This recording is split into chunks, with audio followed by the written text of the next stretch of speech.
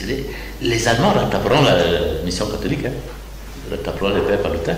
Et quand ils vont créer leur part d'école, excusez-moi le propos, en réalité, la première école que les Allemands mettent sur pied, c'est l'école des enfants de chefs. Nous allons évoquer la question tout à l'heure. Peut-être une question de transition. Quelles sont les structures qui ont résisté à ces premières initiatives d'éducation allemande? Les structures traditionnelles, parce que nous sommes encore dans le contexte de l'éducation avant la mise en place du système moderne d'éducation à Champ. Mais il est évident que de la manière dont les Allemands ont pénétré, les gens avaient peur. Hein? Et ne comprenaient pas exactement pourquoi il faut aller à cet endroit-là. Parce que ça mettait à mal leur manière de penser et de voir la formation des jeunes. Donc, il y a de fameuses maisons qui seraient dépossédées de la capacité à enseigner, éduquer, initier les enfants. Il y a les jeunes qui se disaient que quand un enfant irait là-bas, on va l'enlever pour aller travailler notamment sur le chemin de fer du Nord. Et donc, si le chef ou le faux prend cette attitude, naturellement, il nous garde aussi. Et quand les Allemands ont été forcés d'ailleurs à un moment donné de faire la razzia pour prélever les jeunes dans les villages, au moment, et toutes ces hauts dignitaires-là, quand ils savaient qu'une colonne allemande vient pour les jeunes, ils envoyaient leurs enfants, appelons ça en brousse, donc dans les champs. Et généralement, n'envoyaient que ceux qu'ils estimaient être les plus faibles à l'école. Voilà. Mesdames et messieurs, nous allons aborder la deuxième rubrique de cet échange qui est consacrée à l'enseignement primaire. L'enseignement primaire, c'est la première étape de l'enseignement dans l'éducation d'un enfant. Tout à l'heure, vous avez évoqué la maison du combattant, là, et l'école des filles, qui est l'actuelle école du centre, qui est proche du rond-point. Et donc, il n'y avait pas de filles à l'école des garçons. Et il n'y avait pas de garçons à l'école des filles. Et l'école où on formait, on faisait de l'enseignement ménager. Avant d'arriver à ces écoles qui, très probablement, ont été créées sous administration française, compte tenu des récits que nous avons lus, attardons-nous sur les premières écoles allemandes. La toute première à Champ, vous avez dit, c'est l'école créée par les pères palutins, oui, sur la colline des Singes. Oui. Est-ce que vous pouvez éclairer la lanterne de ceux qui nous écoutent sur cette première école? Je vous ai dit tantôt que les missionnaires avaient bien besoin d'interprètes. En effet. Pour remplir leur mission d'évangélisation. Ils avaient besoin de catéchistes pour évangéliser. Donc il fallait qu'ils forment des gens qui seraient à même de comprendre leur langue et cette nouvelle philosophie ou religion qu'ils apportaient, et qui soient capables d'aller transmettre la bonne parole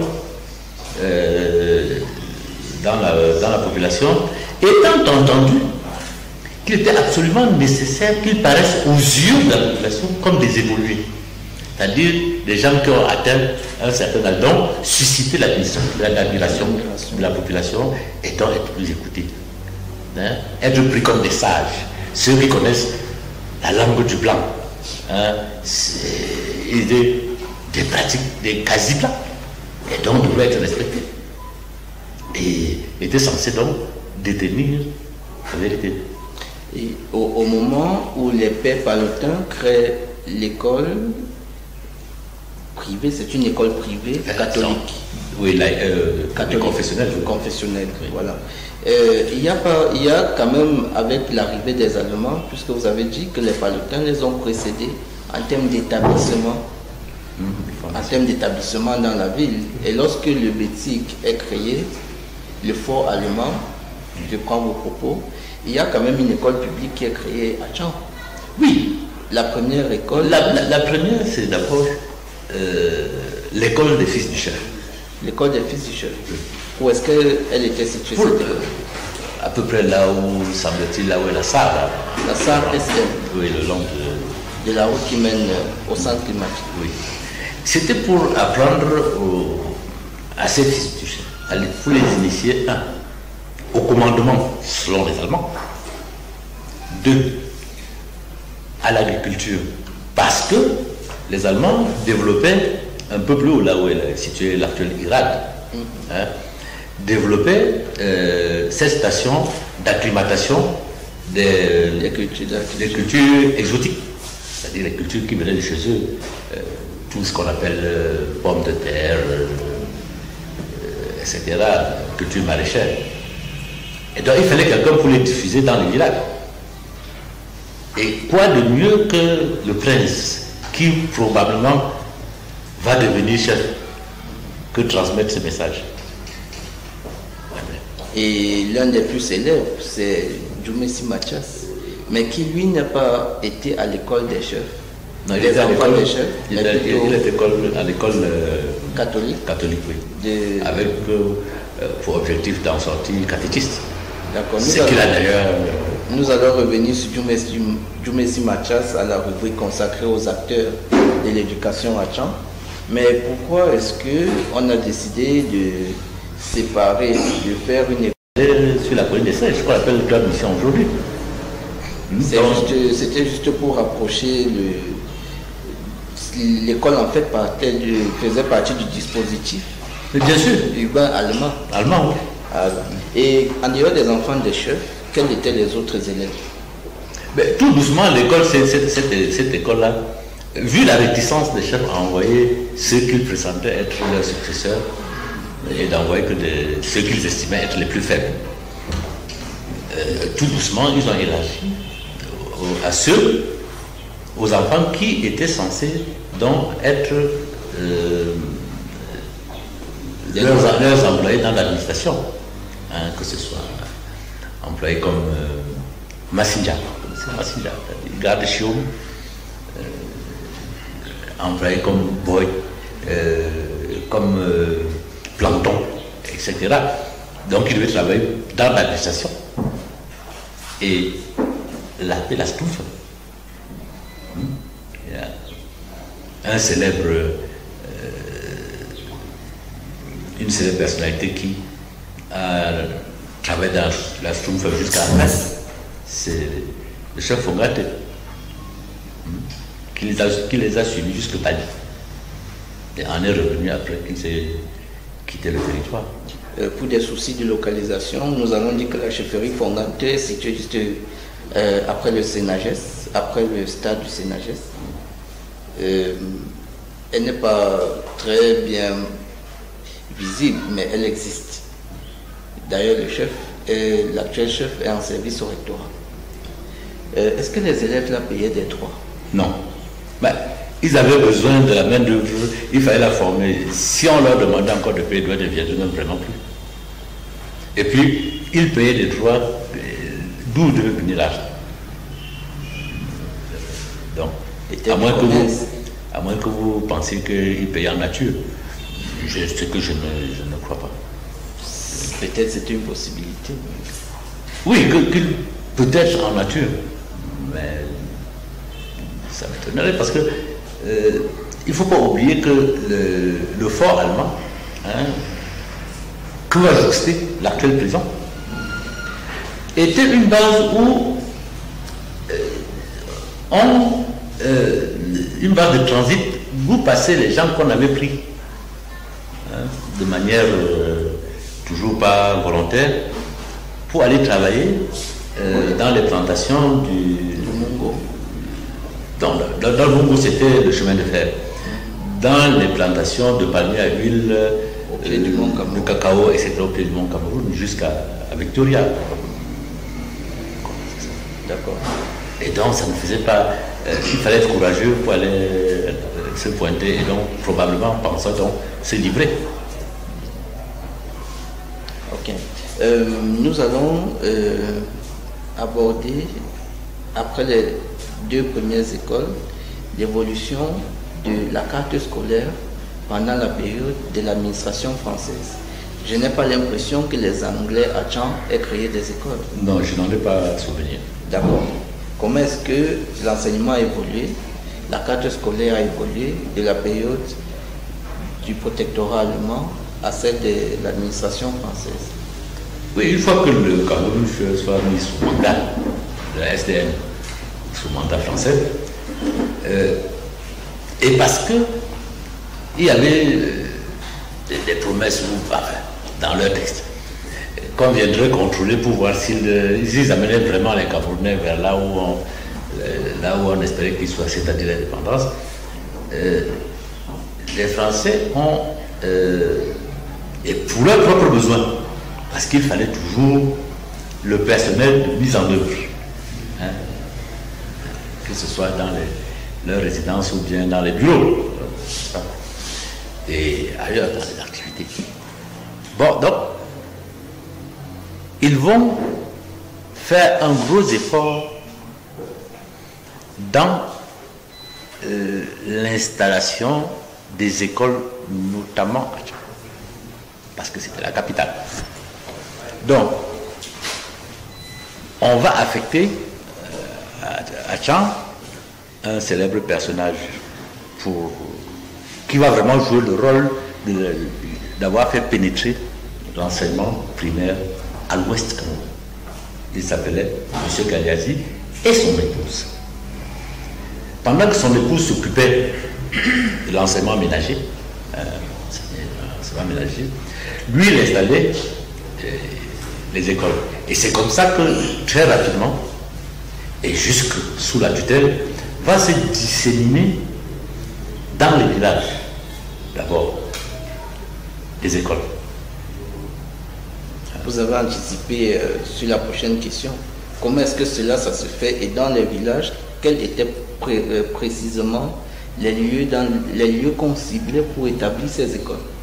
Mais si vous provenez dans les villages aux alentours de Tchang et pratiquement dans tout l'ouest, vous allez vous rendre compte que les anciennes écoles, c'est-à-dire les plus vieilles, c'est les premières implantées, sont toujours proches des palais de résidence des fous. Mais simplement parce que je pense que l'inspecteur Galiazi,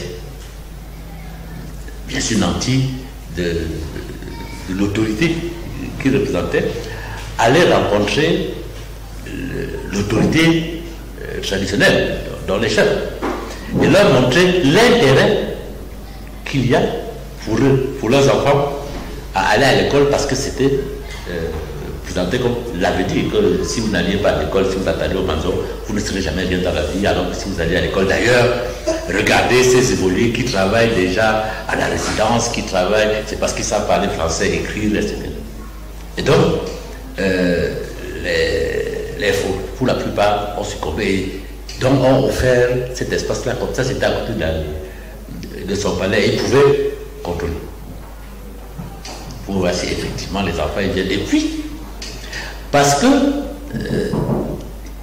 quand c'était le faux qui démontrait la direction à toute la population, ben, elle suivait en sachant que le faux ne peut pas nous amener, comme on dit, dans le précipice. C'est une bonne chose. Et d'ailleurs, vous vous souvenez certainement que l'Union Bamileke, c'était l'association des chefs et des élites, ce qu'on appelle les évolués, qui généralement étaient soit des princes, soit des fils de notables. Si vous parcourez leur discours, vous verrez que l'un de leurs motifs, c'était envoyer les enfants à l'école. Et quand ils ont fini ici, vous les envoyez ailleurs. Quand ils ont fini là où ça s'arrête au Cameroun, vous les envoyez en Europe. Il y a d'ailleurs une solide polémique en la matière de, je ne sais plus quelle année, je crois que c'est 56, 57, quelque chose comme ça, entre l'Union Bamileke et le Koumse, hein, qui a été relaté par le chef de centre essai, hein, qui disait mais pourquoi le fondateur du Koumse, qui a créé d'ailleurs une école bilingue. Nous allons revenir. Ok. N'envoie pas ses enfants aussi en France pour qu'ils deviennent éduqués de telle manière qu'ils puissent remplacer les blancs qui sont là. Donc, et les faux, et les notables, donc ceux qui étaient les lecteurs, et qui pouvaient nous amener vers un chemin, avaient décidé, avaient pris le pari de l'école occidentale. Et ça ne pouvait que se disséminer. Et d'ailleurs, même jusqu'aujourd'hui, je pense qu'on n'est pas dupe. Lorsqu'il y a un décret, ou je ne sais pas comment on appelle ça, un arrêté, qui crée une école primaire quelque part dans un village, ou un CES, ou un lycée, en attendant que l'administration vienne faire ce qu'elle va faire, les populations se cotisent pour construire, non? Les premiers bâtiments. Les fameux comités de développement. Je crois que c'est l'une de leurs tâches depuis... Et parfois même les bâtiments précèdent l'arrêté. Oui, on a construit, envoyé nos enseignants. Donc ça part de là. Nous allons nous appesantir sur 3 cas de figure. Je vous donne un nom et vous nous dites comment est-ce que cette école a été créée, où est-ce que cette école était située et comment est-ce que cette école a subsisté au temps jusqu'après les indépendances. L'école des jeunes garçons. L'école des garçons est située, comme j'ai indiqué tout à l'heure, en face de la maison du combattant. Elle est devenue école groupe 1 quelques années, une dizaine ou vingtaine d'années après l'indépendance. Et maintenant, elle accueille filles et garçons. Et donc, elle est là, elle fonctionne. Je crois qu'il doit y avoir 2 ou 3 groupes maintenant dans la même école. Dans la même école. Et elle est devenue à un moment donné une école annexe. D'application. Une école d'application. L'école des jeunes filles. L'école des jeunes filles, en même temps, est devenue, pendant la même période, est devenue l'école du centre. Et donc, accueille les jeunes filles et jeunes garçons. Et je crois qu'elle est très bien fonctionnée. Située à côté de l'ancienne place de l'indépendance. L'ancienne place de l'indépendance. Juste avant la SARSM. Oui. Et en face, cette espèce d'esplanade que vous voyez aujourd'hui là, c'est parce qu'on a détruit la maison de Galiazi qui était là. Le lieu sur lequel a été construit le monument de la célébration du cinquantenaire de la fête de la jeunesse. C'est ça. D'accord. Nous allons parler du 3e cas de figure, la pouponnière. En fait, la pouponnière n'est pas une école, mais un lieu où on accueillait les orphelins. Mais ces orphelins, naturellement, elle les chérissait, les sœurs. Et au fur et à mesure qu'ils grandissaient, naturellement, la mission catholique en prenait soin. Et donc, forcément, ils allaient à l'école primaire de la mission. Et quand ils entraient au secondaire, la plupart finissaient à l'établissement secondaire qui, je crois que ça s'appelle aujourd'hui Sacré-Cœur. Sacré-Cœur. D'accord. Acham, lorsque vous obteniez un certificat d'études primaires, vous étiez quand même... Comment est-ce qu'on appréciait les titulaires du certificat? Pour les plus chanceux, ils allaient soit le cours complémentaire, mais ce qu'on appelle l'école régionale. Et dont la destination était de venir, appelons ça sous cadre de l'administration, je ne trouve pas le terme exact, ils devaient être des employés de l'administration, des fonctionnaires de bas niveau. Et pour ceux, quand ils terminaient, ils entraient, ils faisaient la fonction publique de l'État sous tutelle du Cameroun. Certains, parce que leurs parents avaient cru ou croyaient aux indications de l'Union banniquée, par exemple, envoyer leurs enfants, généralement à la métropole en France, pour véritablement terminer un lycée et entrer dans les universités et les grandes écoles. Et vous avez du coup les chanceux. Ben oui, il fallait que les parents aient quand même de l'argent. Ça veut dire qu'il y a ceux qui étaient moins chanceux. Ils étaient intégrés dans l'administration. Les moins chanceux. Bah oui. Il y a aussi d'autres qui terminaient avec les acteurs de la lutte nationaliste. Bien sûr. Parce qu'à partir du moment où c'était des jeunes gens, femmes et hommes, déjà vigoureux à l'âge d'aller, comment on dit, en brousse, je me demande où était cette brousse, eh bien, en fonction de la propagande qu'ils suivaient ou qu'ils avaient suivi, ils choisissaient d'aller intégrer le maquis, entre guillemets. Parfois forcé, parce qu'il y en avait qu'on enlevait.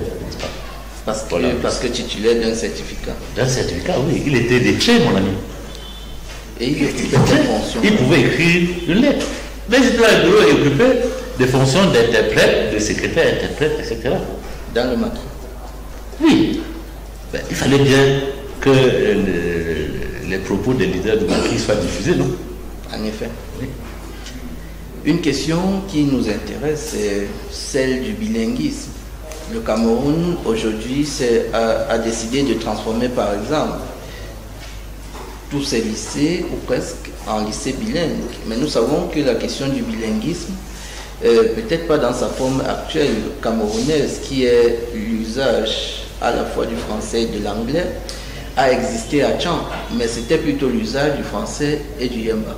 Quelle était l'école bilingue de Tchang? Cette école a été créée dans le cadre par Louis Mathias, faux de Foroké, dans le cadre de son mouvement Koumzé. Et donc il s'agissait pour les enfants d'aller dans cette école suivre des cours en yemba d'abord. On les initiait en yemba d'abord.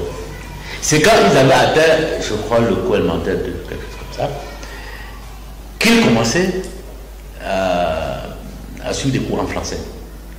Ce qui permettait, selon son fondateur, qui était à ce titre-là un grand visionnaire, ce qui permettait à l'enfant de maîtriser sa locution, comment on dit aujourd'hui, maternelle. À la base. À la base. Et donc il n'y avait pas ce problème où il faut venir encore réapprendre, comme je le vois aujourd'hui, à un adulte de 50 ans. Il vient s'inscrire pour apprendre le yemba, alors que, parce qu'il semble que le moment venu de rentrer au village et il a peur de ne pas pouvoir dialoguer avec les autres. Cette école a été créée en quelle année? Probablement quelques années après 1949. Après 1949, ça veut dire c'est au moment où Djoumessi Mathias revient de Bamako, après son retour de Bamako. Probablement, oui. Mais cette école n'a pas subsisté après sa mort. Oui, bon, après sa mort, vous les historiens, vous savez bien ce qui s'est passé. Des mouvements à la chefferie, je ne suis pas certain, et même au sein du propre Koumzé, qui était une association. Et je pense que ceux qui ont donné le soin de gérer les affaires de la chefferie n'avaient pas un intérêt spécifique. Non seulement pour l'école en général, mais sur cette forme d'apprentissage particulier. Surtout que même l'administration dite, parce qu'on est déjà en post-colonie là. Oui, il est mort en 1966. Voilà, l'administration ne voyait pas cette affaire-là de bon oeil. Parce qu'elle estimait qu'il fallait absolument suivre les canons de l'école française. Et donc pour eux, c'était quasiment une perte de temps. Parce que ce qui est curieux, c'est que dans les années 64 ou 65, on a observé, il y en a qui sont encore des aînés qui sont encore vivants, qui ont fréquenté cette école. Quand on les a transférés dans les écoles dites normales, on a observé qu'ils étaient les meilleurs, notamment en calcul et en rédaction. Pourquoi? Parce qu'ils pensaient en langue. Et donc, ce dont on a demandé, vous savez, c'était la rédaction, c'était généralement la description. Donc, ils maîtrisaient ça. Alors que nous autres, on cherchait d'abord le mot et on s'amusait mentalement avant d'écrire. On était en retard. Donc, nous devons comprendre que l'éducation à la géométrie matière, c'est la troisième rubrique de notre échange. Nous avons évoqué la question de l'enseignement secondaire à Tchang. Quel était le premier collège créé dans la ville de Tchang? Assurément le CEG. Collège d'enseignement général. Collège d'enseignement général. Situé là où est à l'emplacement de l'actuel lycée classique. Donc, l'ensemble, c'est-à-dire, il y avait ce bâtiment à étage.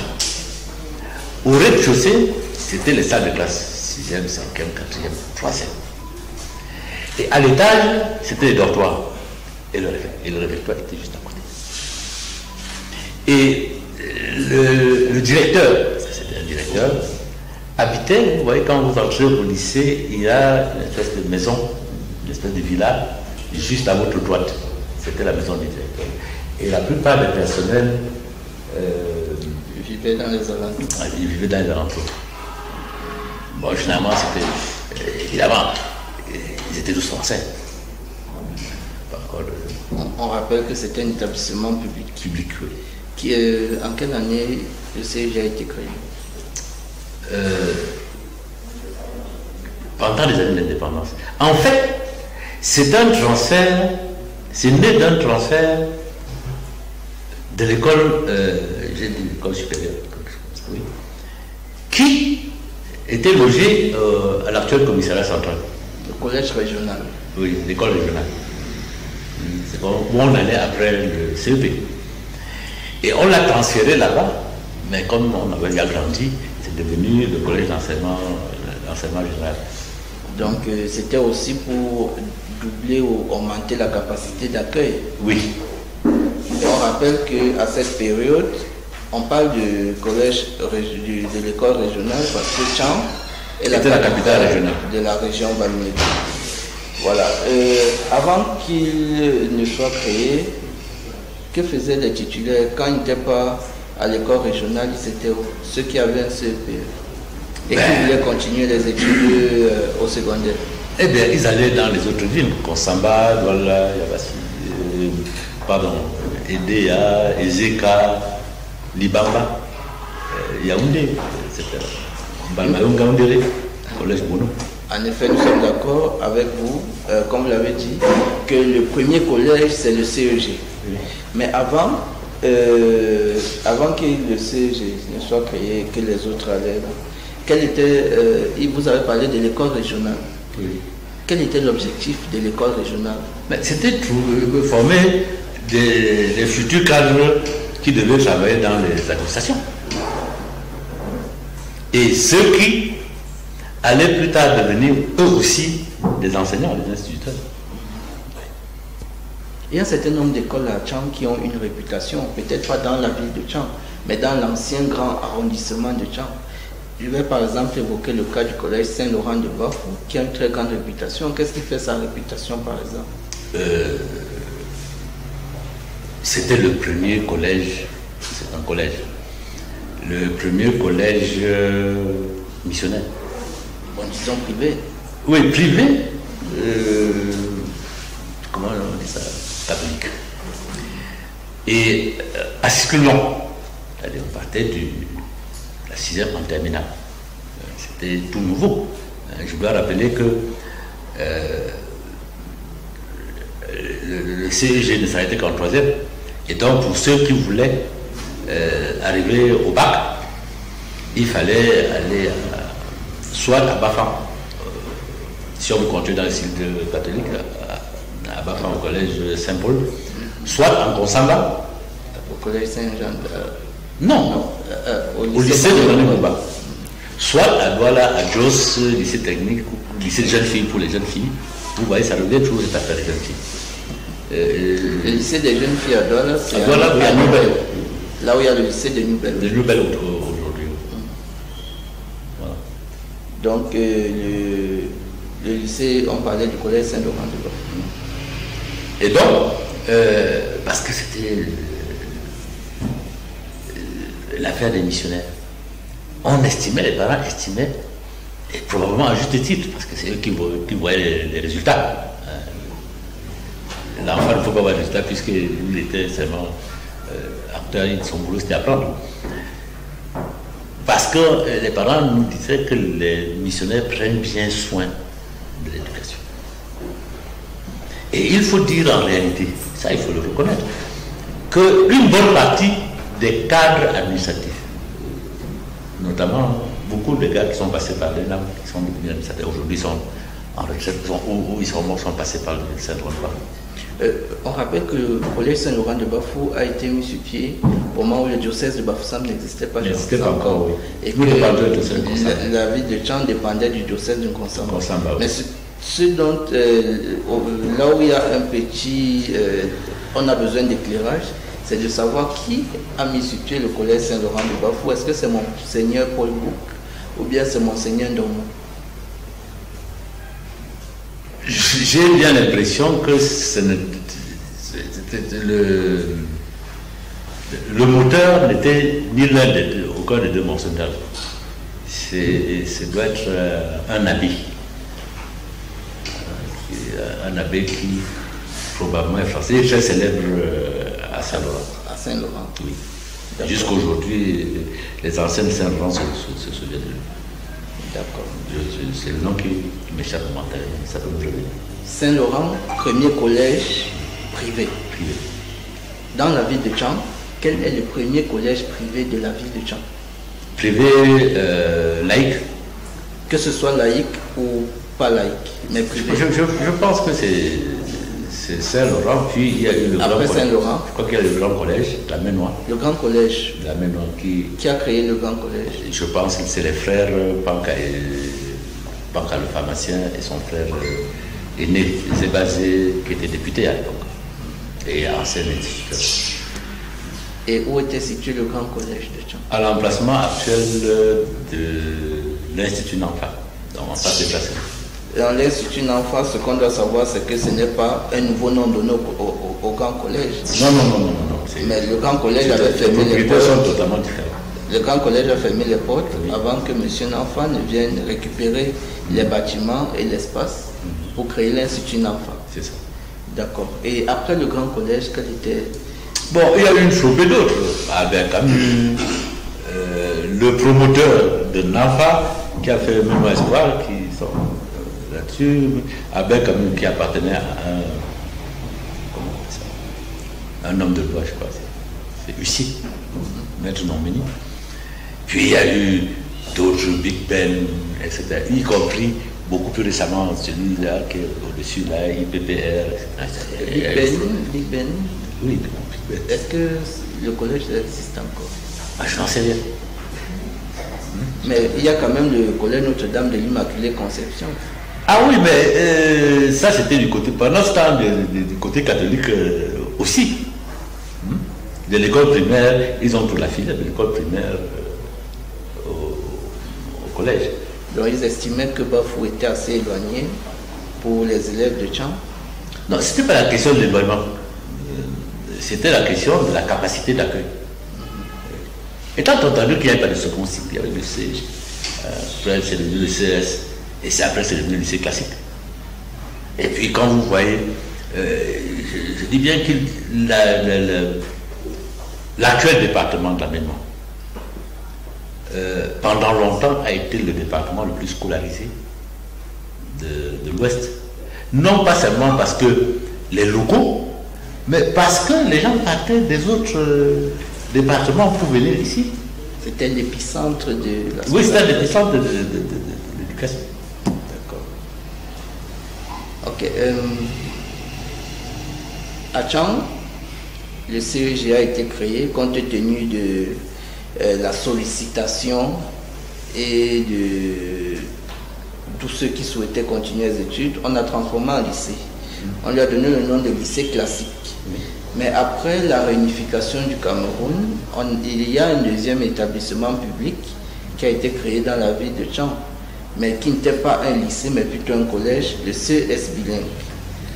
Oui, en fait, quand vous dites après la réunification, peut-être longtemps après, je pense que c'est quand, dans le suivi des mouvements de création du lycée bilingue de Boya, ces grands lycées bilingues je crois que c'est des Canadiens qui ont créé ça,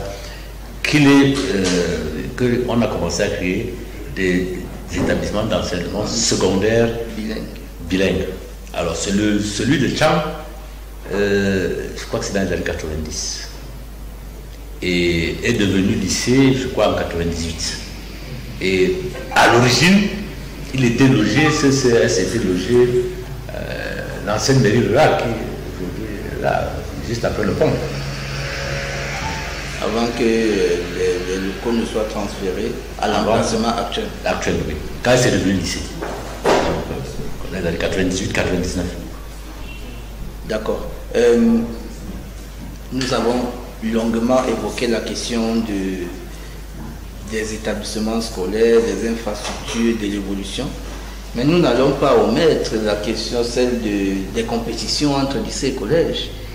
Est-ce qu'il existait des compétitions entre lycées et collèges dans la ville de Tchang? Oui. Le fameux OSUC, ce n'est pas aujourd'hui que c'est né. C'était même des compétitions très enlevées. Aujourd'hui, c'est à FENASCO. Oui, bon.